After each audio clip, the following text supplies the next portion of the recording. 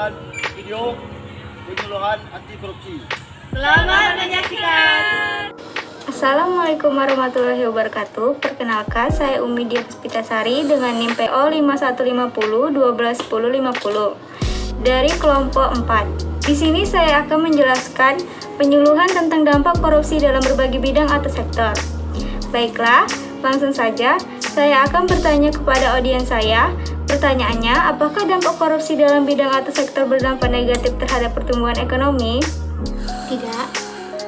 Oke, jawaban audiens saya tidak. Baiklah, selanjutnya saya akan menjelaskan apa itu dampak korupsi dalam berbagai bidang atau sektor, terutama di bidang ekonomi, yaitu dapat menyebabkan lesunya pertumbuhan ekonomi, inflasi, penurunan produktivitas, kualitas barang dan jasa dan publik. Dampak korupsi dalam berbagai bidang atau sektor juga berdampak negatif terhadap pertumbuhan ekonomi. Yang pertama, korupsi menurunkan tingkat investasi. Kedua, korupsi mampu menurunkan tingkat investasi suatu negara. Investasi yang rendah akan memberikan multiplier efek investasi terhadap pertumbuhan ekonomi yang rendah. Tiga, korupsi menambah beban dalam transaksi ekonomi dan menciptakan sistem kelembagaan yang buruk. Adanya suap pungli dalam sebuah perekonomian menyebabkan bahaya transaksi ekonomi menjadi semakin tinggi. Baiklah, saya akan kembali bertanya kepada audiens saya, apakah dampak korupsi dalam berbagai bidang atau sektor berdampak negatif terhadap pertumbuhan ekonomi? Setelah mendengar penjelasan tadi, maka jawaban saya ia karena berdampak korupsi terhadap pertumbuhan ekonomi bisa menyebabkan kemiskinan suatu negara. Nah, terima kasih. Wassalamualaikum warahmatullahi wabarakatuh. Assalamualaikum warahmatullahi wabarakatuh. Di sini saya Trimeta Permatasari dari jurusan Analis Kesehatan Prodi D3 Teknologi Laboratorium Medis akan menjelaskan suatu materi mengenai referensi atau role model negara atau daerah atau instansi yang anti korupsi. Baiklah, langsung saja kita perlu belajar dari negara-negara lain dalam mengentaskan korupsi, mulai dari negara yang paling bersih, yaitu negara Denmark. Negara Denmark merupakan negara pertama yang mendapat indeks persepsi korupsi yang paling rendah. Ada sistem yang terintegritas bagi aparat penegak hukum dalam bidang akademik. Hal ini dilakukan untuk memberikan pemahaman dan komitmen mereka untuk memberantas tindak pidana korupsi. Di sana, hukuman mati sudah ditiadakan sejak tahun 1994 dan eksekusi terakhir pada tahun 1950. Selain komitmen yang kuat untuk memberantas korupsi, pemerintahan terus berupaya bersikap transparan terhadap publik. Bahkan Parlemen Denmark tak akan memberikan hak imunitas bagi anggota dewannya yang terlibat dalam kasus korupsi. Negara kedua yaitu Selandia Baru. Selandia Baru merupakan negara kecil di tenggara benua Australia yang menduduki peringkat kedua paling bersih dalam mengentaskan korupsi. Ada undang-undangnya secara langsung yang ditujukan untuk korupsi karena kejahatan terorganisir dan berdasar pada tindak pencucian uang, penyuapan dan pengedaran obat-obat terlarang. Orang atau pihak yang menerima suap dan kejahatan yang berkenaan dengan hal ini akan dikenai sanksi penjara minimal selama 14 tahun. Bahkan untuk perkara yang dianggap sepele, polisi akan turun tangan untuk melakukan investigasi. Selain itu, ada organisasi yang independen berbadan hukum yang khusus menangani dan mengekspos korupsi polisi bila ada kasus. Yang ketiga yaitu negara Finlandia. Negara ini memegang skor 85 dari 100 untuk negara yang paling sedikit korupsinya menurut Transparency International. Sistem peradilan Finlandia sangat diawasi oleh negara. Hampir tidak ada kasus warga negara yang melakukan suap kepada hakim, dan bisnis di negara ini memiliki kepercayaan yang sangat tinggi dalam sistem pengadilannya.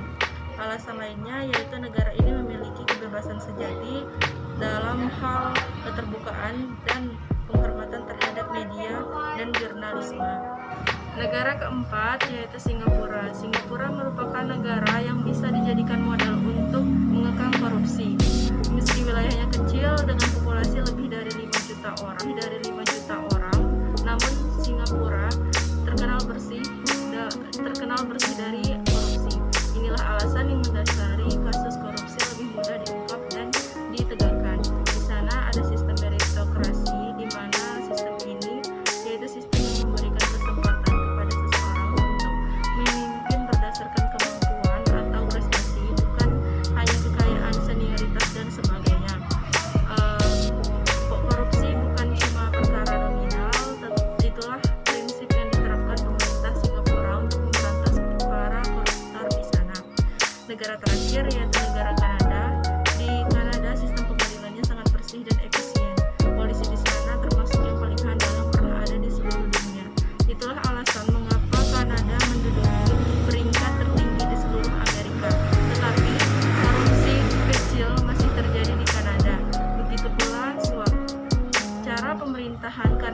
mengatasinya yaitu dengan Access to Information Act. Sayangnya masih sangat tidak kompeten, namun pemerintah telah menyelidiki lebih lanjut dan mencari cara agar transparansi di seluruh negara dapat lebih dicapai. Begitulah cara dari beberapa negara lain agar negaranya bebas atau bersih dari negara ini. Baiklah, sekian dari penjelasan saya. Di sini saya akan bertanya kepada audiens saya, upaya apa yang dapat Anda lakukan untuk mencegah negara kita supaya bersih dari korupsi? Baiklah, terima kasih kepada Trimitra Permatasari yang telah mengajukan pertanyaan kepada saya. Di sini akan menjawab pertanyaan. Yang pertama adalah memberikan hukuman berat bagi para koruptor. Yang kedua, memanfaatkan teknologi dan sistem, menjadi pemimpin yang integritas, membangun pendidikan moral sejak kecil, menanamkan nilai religi secara intensif, supremasi hukum yang kuat, menutupi celah internasional. Setelah penjelasan dari saya mengenai materi referensi atau role model negara atau daerah atau instansi yang anti korupsi. Baiklah, sekian dari saya. Wassalamualaikum warahmatullahi wabarakatuh. Assalamualaikum warahmatullahi wabarakatuh. Perkenalkan, nama saya Sucinda Sairen dari D3 Teknologi Laboratorium Medis tingkat 1A. Di sini saya akan melakukan penyuluhan di mata kuliah PPAK. Baiklah, saya sudah bersama Kak Korara tadi. Apakah menggunakan kendaraan dinas untuk kepentingan pribadi termasuk dalam korupsi? Iya. Iya, benar. Karena bukan hanya mengambil uang negara, melainkan dengan fasilitas yang diberikan oleh negara dengan menyalahgunakannya termasuk dengan korupsi. Baiklah. Terima kasih kepada Kak Korara Sari. Saya akhiri. Assalamualaikum warahmatullahi wabarakatuh. Perkenalkan, nama saya Sofia Aprilia dari D3 TLM kelas 1A tingkat 1 dengan NIM P05150121046. Menurut Ananda Andini, bagaimana sih pendapatnya mengenai permasalahan korupsi di negara kita, yaitu negara Indonesia, dan banyak sekali para anak muda yang menerima sogokan yang diberikan untuk para pihak yang berkeinginan menduduki kursi parlemen? Menurut pendapat saya, suap merupakan salah satu tindakan korupsi yang harus kita perangi. Maka dari itu, untuk kita sebagai anak muda atau mahasiswa harus lebih bijak lagi dalam menangani kasus tersebut. Karena jika kasus tersebut terus berlanjut, maka ketidakadilan akan terus berlanjut untuk kedepannya nanti. Contohnya saja pada saat pemilu, banyaknya calon-calon kandidat yang memberikan sogokan atau suap terhadap masyarakat tersebut.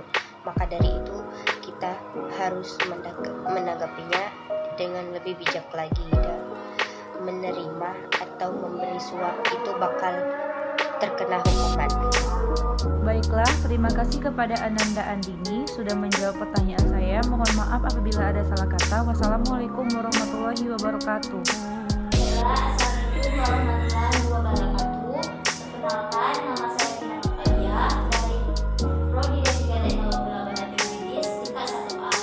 Di sini saya ingin meminta sedikit kepada rekan-rekan untuk penyuluhan anti korupsi. Menurut rekan-rekan, apa itu dampak korupsi? Dampak yang merugikan masyarakat kecil. Contohnya dijelaskan pada acara bansos kemarin, yang dimana masyarakat kecil menerima sekitar 10% dari 100% target bansos yang diberikan. Sedikit tambahan dari saya. Dampak korupsi adalah 4 kali lipat politik, ekonomi, sosial, dan lingkungan. Dari segi politik, korupsi merupakan suatu hambatan yang besar bagi demokrasi dan supremasi hukum. Dalam sistem demokrasi, kantor dan institusi kehilangan legitimasi mereka ketika mereka disalahgunakan untuk keuntungan pribadi. Meskipun ini berbahaya di demokrasi yang sudah mampu